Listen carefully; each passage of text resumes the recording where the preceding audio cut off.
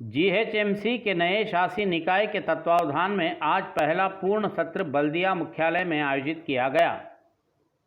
स्थायी समिति की बैठक का मुख्य एजेंडा वित्तीय वर्ष 2021-22 के बजट को मंजूरी देना था, जिसे पिछले साल दिसंबर माह में आयोग ने मंजूरी दी थी। इस कार्यकाल को इस साल जनवरी माह में मंजूरी दी जानी है, लेकिन शासी निकाय के चुनाव उसी समय होने के कारण बैठक स्थगित कर दी गई थी। बाद में कोविड के दूसरे चरण के फैलने के कारण बैठक नहीं हो सकी। हाल ही में मेयर गढ़वाल विजय लक्ष्मी ने वर्चुअल बैठक कर 5,600 करोड़ रुपयों की स्वीकृति की व्यवस्था की थी। बजट का अनुमान है कि संपत्ति कर से अतिरिक्त 32% राजस्व उत्पन्न होगा, जिसमें अधिकतम 1,582.51 करोड़ रुपए सड़कों पर खर्च किए जाएंगे। डिजिटल लिंक के माध्यम से ई मीटिंग में पार्षद और पदेन सदस्य शामिल होते हैं। नगर सेवकों ने कहा कि बही खाते पर चर्चा के बाद वे शहर के मुद्दों, मानसून के दौरान उत्पन्न होने वाली समस्याओं, नदियों और तालाबों पर चर्चा करेंगे।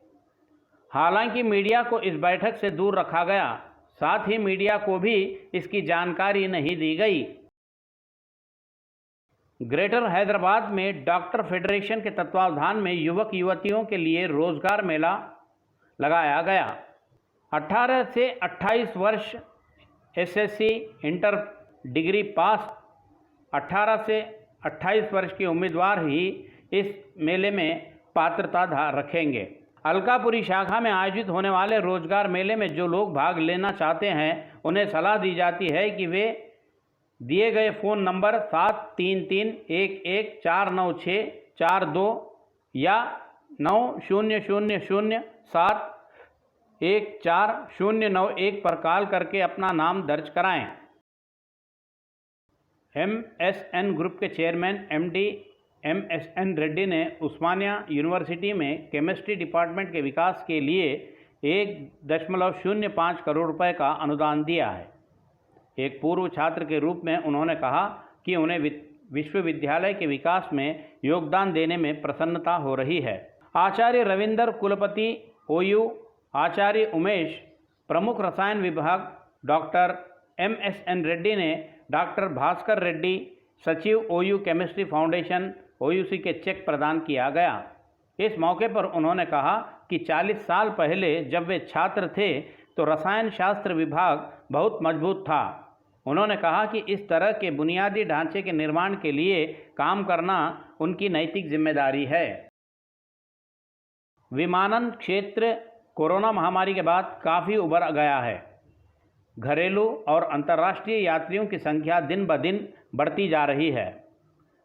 हैदराबाद में GMR अंतर्राष्ट्रीय हवाई अड्डा देश के हवाई अड्डों की तुलना में सबसे अधिक वृद्धि दर्ज कर रहा है। हैदराबाद देश के सबसे व्यस्त हवाई अड्डों की सूची में 6ठे स्थान पर था, लेकिन अब यह 4थे स्थान पर आ गया है। हैदराबाद हवाई अड्डा दक्षिण और मध्य भारत के यात्रियों के लिए एक प्रमुख केंद्र बन गया है। यहाँ से देश के किसी भी हिस्से में महज 2 घंटे में पहुँचा जा सकता है। इसकी प्रबल संभावनाएं हैं। यह दक्षिण एशिया, दक्षिण पूर्व एशिया और मध्य पूर्व के लिए उड़ानें संचालित करता है। 4 घंटे के भीतर दुनिया के संबंधित हिस्सों में पहुंचना यहां से संभव हो गया है। वहां से संयुक्त राष्ट्र अमेरिका, यूरोप और ऑस्ट्रेलिया जैसे देशों के यात्री हैदराबाद का विकल्प चुनते हैं। दरअसल 2015 में ट्रैफिक महज 9% थी। इस साल यह 26% तक पहुंच गया है। कोविड से पहले मार्च 2020 में हैदराबाद से 55 घरेलू गंतव्यों के लिए उड़ानें संचालित होती थी। धीरे धीरे बढ़कर यह अब 70 हो गई है। साथ ही कोविड विस्फोट के दौरान शिकागो और मालदीव के लिए नई सेवाएं सीधे हैदराबाद से शुरू हुई थी। लंदन के अलावा एक और सेवा भी शुरू की गई है। बंजारा हिल्स पुलिस ने ब्लू प्लाजा होटल में पुडिंग और मिग पब मामले में आरोपी को 1 सप्ताह के लिए हिरासत में लेने की मांग करते हुए अदालत में याचिका दायर की। निचली अदालत ने आदेश जारी किया। बंजारा हिल्स के रेडिसन ब्लू प्लाजा होटल में पुडिंग और मिग पब मामले में गिरफ्तार 2 लोगों को 4 दिनों की पुलिस हिरासत में भेज दिया गया है। बंजारा हिल्स पुलिस ने पब मैनेजर अनिल कुमार और मैनेजर उत्पला अभिषेक को गिरफ्तार कर 1 सप्ताह के रिमांड पर लिया है। निचली अदालत ने इस आशय का आदेश जारी किया था। शिक्षकों के अंतर जिला पारस्परिक तबादलों पर संशोधन पर हाईकोर्ट ने लोक दगा दी है। शीर्ष अदालत ने जीओ 21 में संशोधन करते हुए 19 फरवरी को जारी जीओ 402 के क्रियान्वयन को निलंबित करते हुए अंतरिम आदेश जारी किए।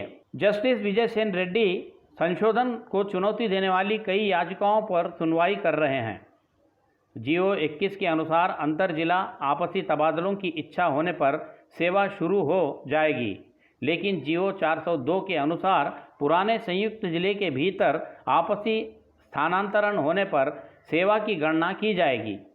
याचिकाकर्ताओं के वकील ने तर्क दिया कि चूंकि नए जिलों में आवंटन पहले ही पूरा हो चुका है, इसीलिए किसी भी स्थानांतरण को अंतर जिला माना जाना चाहिए। दलीलें सुनने के बाद हाईकोर्ट ने याचिकाओं पर सुनवाई स्थगित करते हुए संशोधन पर रोक लगा दी है। देश में 5G सेवाओं का मार्ग प्रशस्त करने के अलावा दूरसंचार नियामक ट्राई ने 7,50,000 करोड़ रुपए के स्पेक्ट्रम की नीलामी की योजना का खुलासा किया है। ट्राई ने विभिन्न बैंडों में 30 वर्षों की अवधि के में 1 लाख मेगाहर्ट्ज स्पेक्ट्रम आवंटित करने की बात कही है। हालांकि 20 साल की इसी अवधि के लिए न्यूनतम कीमत 5.07 लाख करोड़ रुपए ही होगी। मोबाइल सेवाओं के लिए उपलब्ध बैंड के स्पेक्ट्रम की कीमत 39% भी कम की गई है, सिफारिश की गई है। शेष 2000 पिछले 2000 में उपलब्ध मौजूदा स्पेक्ट्रम के अलावा नए उपलब्ध स्पेक्ट्रम के लिए नीलामी की जाएगी। ट्राई के चेयरमैन पीडी वाघेला ने कहा, 2018 की सिफारिशों की तुलना में इस बार न्यूनतम कीमत में कटौती की गई है। ट्राई ने स्पेक्ट्रम के आधार पर न्यूनतम कीमत 22 से 60% तक कम करने की सिफारिश की है। सुप्रीम कोर्ट के मुख्य न्यायाधीश जस्टिस एनवी रमना ने कहा कि उच्च न्यायालयों में न्यायाधीशों की नियुक्ति के लिए कॉलेजियम प्रणाली सबसे अच्छी है। न्यायालयी शासक के रूप में कार्यभार संभालने के बाद उन्होंने कहा कि हर किसी को संविधान के अनुसार जाना चाहिए। संयुक्त राज्य अमेरिका के सर्वोच्च न्यायालय के न्यायाधीश न्यायमूर्ति स्टीफन ब्रेयर के साथ एक ऑनलाइन मंच के रूप में आयोजित दूसरे तुलनात्मक संवैधानिक कानून पर बातचीत की। सीजेआई ने कहा कि एक बार संविधान की शपथ और पदभार ग्रहण करने के बाद राजनीतिक अप्रासंगिक हैं। संविधान ही हमें निर्देशित करता है। भारत में यह धारणा गलत है कि न्यायाधीशों की नियुक्ति न्यायाधीशों द्वारा की जाती है। विभिन्न स्रोतों से व्यापक विचार एकत्र करने के बाद कॉलेजियम एक राय पर आएगा। न्यायमूर्ति रमना ने कहा कि 65 वर्ष की आयु में एक न्यायाधीश की सेवानिवृत्ति उनके विचारों में बहुत जल्दी थी। इसके साथ इसके पास अभी भी शक्ति है, वह लोगों के बीच रहना चाहेंगे। उन्होंने कहा कि उन्हें उम्मीद है कि लोगों के लिए ऊर्जा क्षमता डालने का सही अवसर मिलेगा। देश में लगातार बढ़ रहे वायु प्रदूषण पर एक अंतर्राष्ट्रीय रिपोर्ट में सनसनीखेज तथ्य सामने आए हैं।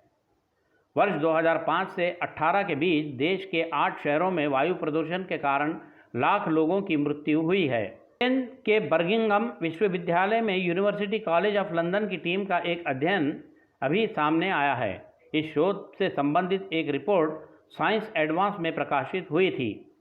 रिपोर्ट के मुताबिक भारत के हैदराबाद, चेन्नई, कोलकाता, पुणे और अहमदाबाद शहरों में वायु प्रदूषण के कारण 1 लाख लोगों की मौत हो चुकी है।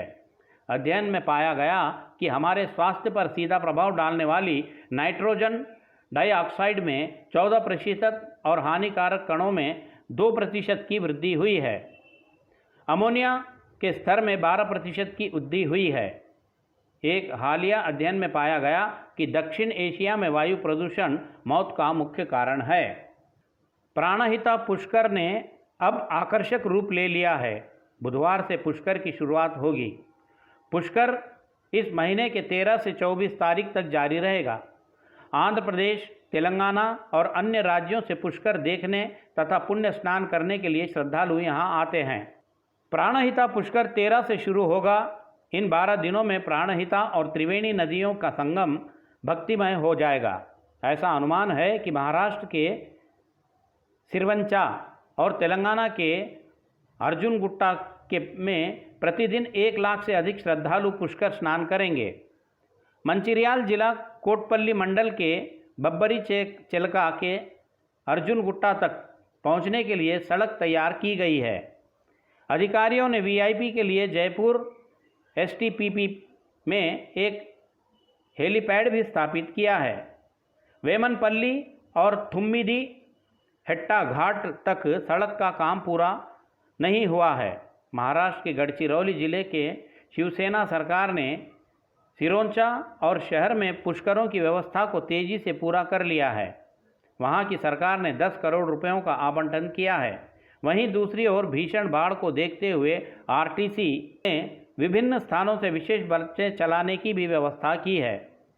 इन गर्मियों के मौसम में यात्रियों की आने की सारी व्यवस्थाएं स्थानीय प्रशासन द्वारा की गई है। जुबली हिल्स पुलिस ने अभिनेता अक्किनेनी नाग चैतन्य की कार से ब्लैक फिल्म हटा दिया है। जुबली हिल्स रोड नंबर 10 पर पुलिस ने उनकी कार को रोका। नाग चैतन्य ने अपनी कार में ड्राइवर के साथ यात्रा कर रहे थे, तभी पुलिस ने रोककर काली फिल्म हटा दी। हैदराबाद ट्रैफिक पुलिस नियमों को ठीक से लागू करने की कोशिश कर रही है। सुप्रीम कोर्ट ने स्पष्ट दिशा निर्देश जारी किए हैं कि वाई श्रेणी की सुरक्षा वाले व्यक्तियों के अलावा अन्य वाहनों पर काली फिल्म का प्रयोग नहीं किया जाना चाहिए। इसके मद्देनज़र हैदराबाद ट्रैफिक पुलिस पिछले कुछ दिनों से शीशों पर लगी काली फिल्म वाली कारों को रोककर जुर्माना लगा रही है। कई फिल्मी हस्तियों पर इस तरह का जुर्माना भी लगाया गया है। हाल ही में जुबली हिल्स ट्रैफिक पुलिस ने नवा नायक अक्किनेनी नाग चैतन्य की कार को भी रोका। कार के शीशों पर काली फिल्म रखने के लिए उन पर 700 रुपयों का जुर्माना लगाया गया था। जब ट्रैफिक पुलिस ने चालान किया तो हीरो नाग चैतन्य कार में सवार थे।